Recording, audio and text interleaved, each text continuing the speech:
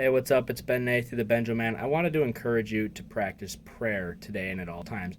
And sometimes you have to be patient. Sometimes you're not going to get the thing that you want right away or ever. So, on 16 occasions between 1 Kings 8:30 and 2 Chronicles 6:39, and that was over a period of time, 16 different times in the Bible, the people are calling on God, "Hear from heaven and forgive us," they say. 16 times before finally in 2 Chronicles chapter 7 verse 14, God says, "If my people who are called by my name will humble themselves and pray and seek my face and turn from their wicked ways, then I will hear from heaven and I will forgive their sins and I will heal their land." Prayer answered 16 times over a long period of time. Sometimes patience is just required, and sometimes you're not going to get what you want.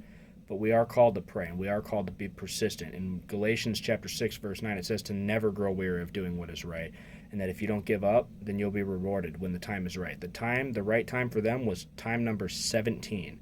Truly, you cannot give up, because when the time is right and you don't know when that is, you don't know. Sometimes it's when you die and go to heaven. When the time is right, you will be rewarded, but you cannot give up.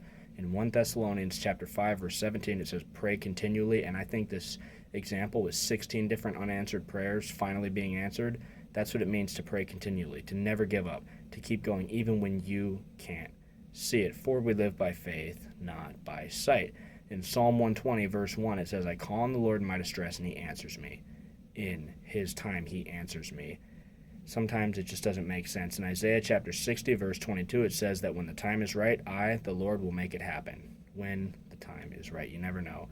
But if you're praying for forgiveness, know that as long as your intentions are right, that is immediate. In 1 John chapter 1 verse 9 it says that if we confess our sins, he is faithful and just and will forgive us our sins and purify us from all unrighteousness.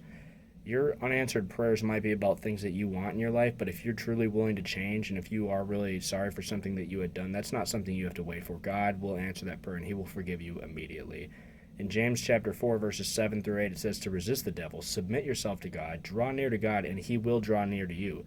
So continue to draw near to him in prayer. And my favorite verse of all of these is 1 Kings chapter 9 verse 3. It says that I hear your prayers and I will be with you forever. So that's God's message today for you.